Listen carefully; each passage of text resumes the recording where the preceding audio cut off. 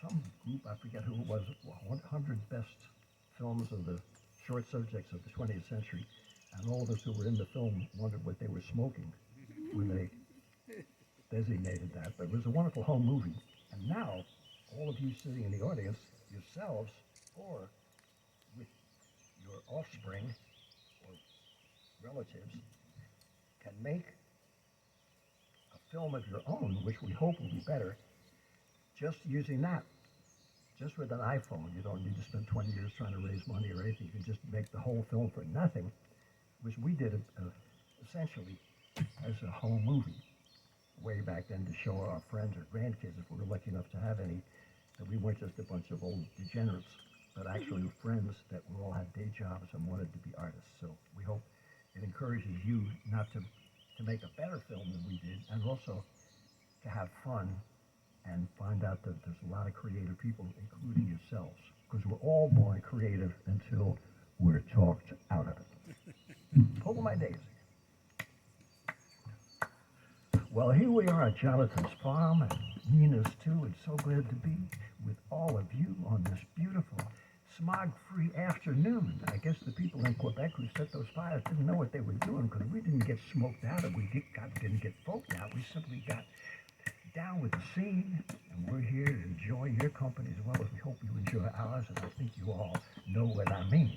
There's not too much more that I've got to say, because we don't want to interrupt the first act of the play by having the introduction longer than the song, and that happens when you make the introduction too long. So we only want to share with you, without seeming certifiably crazy, this particular intro to Pull My Daisy.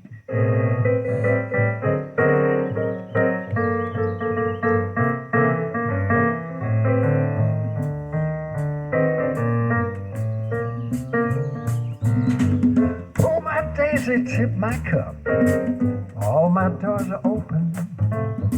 Hop my heart for coconuts, all my eggs are broken. Hop my heart song, harp my light, Sarah's hold me steady. Hip my angel, harp my light, lay it on the needy.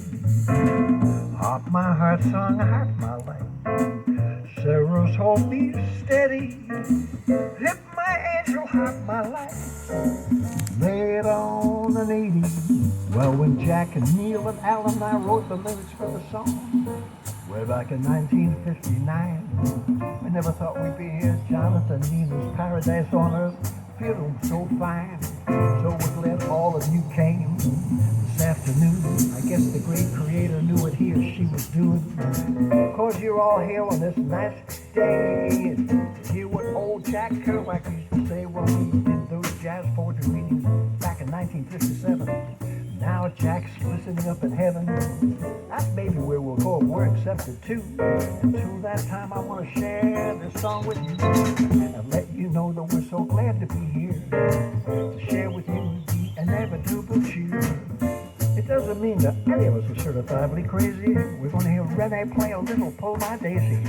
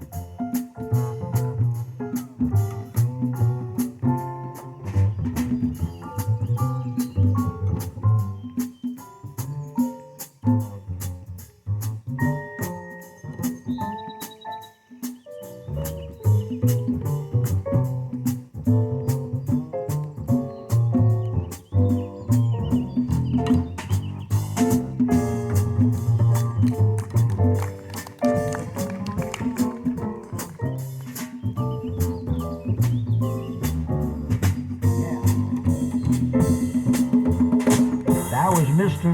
Rene Hart. Big making his face for you. But we got a big surprise for all of you before intermission, before the song is through. A great German named Schopenhauer said, it's not what you necessarily feel. Schopenhauer said, more important, it's what you glockenspiel. Mr. Kevin Twigg playing his glockenspiel for you.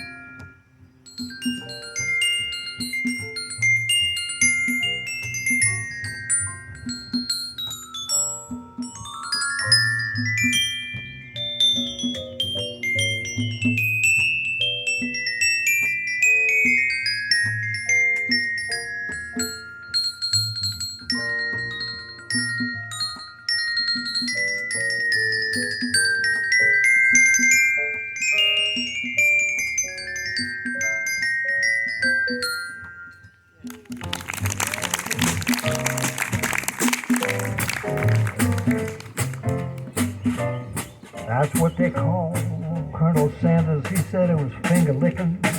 We want to say that that was definitely rather than finger licking, glockenspiel picking. Mr. Kevin Twigg, for you, bringing the generations closer before the song is through. So if you want to go home and be creative yourself, take those self-help videos and put them on someone else's shelf. You don't have to play the glockenspiel to be hit, you know. All you gotta do is do the song. Even so-and-so like Jack did. Oh, my David, fit my cut. All my doors are open.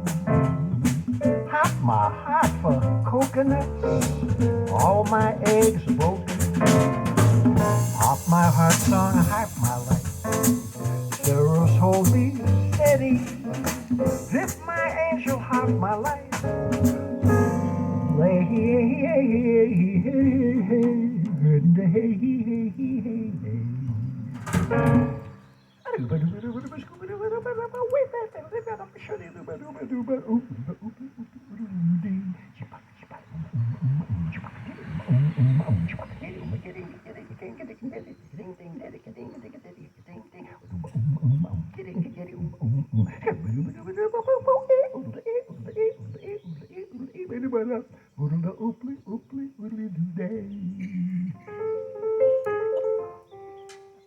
That's the way we used to do it, what the cultural anthropologists call back in the day.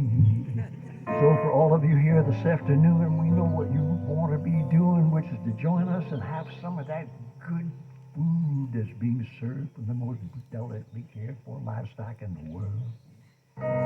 So in conclusion, we just want to say what Jack would have said if he was here, to join all of you in eating that divine homemade food.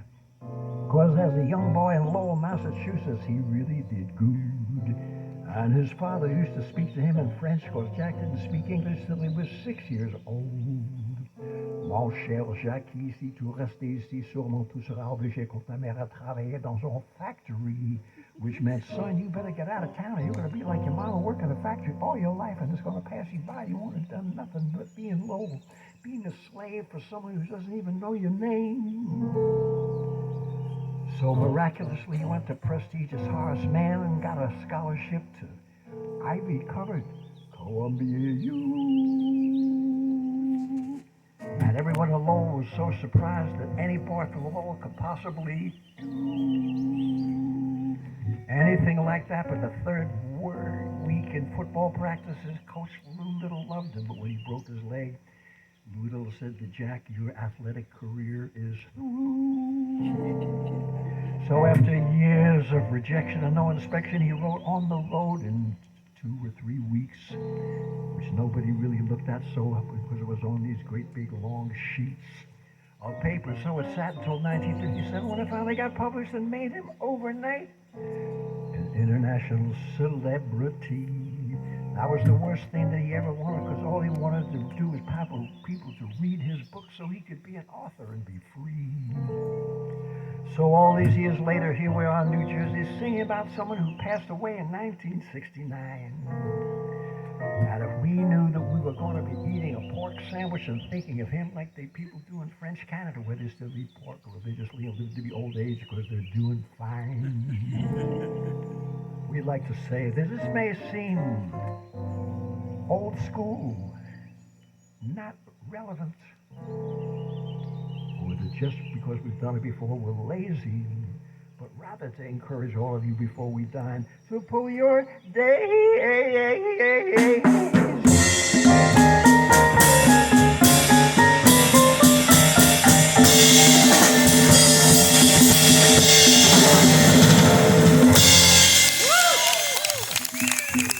Thank you. Now it's dining time, but on behalf of Mr. Adam Amram, Mr. Rene Hart,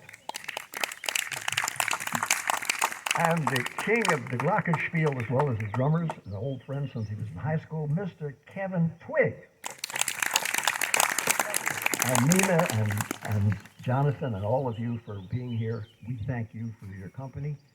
And as they say in ancient times, let's eat.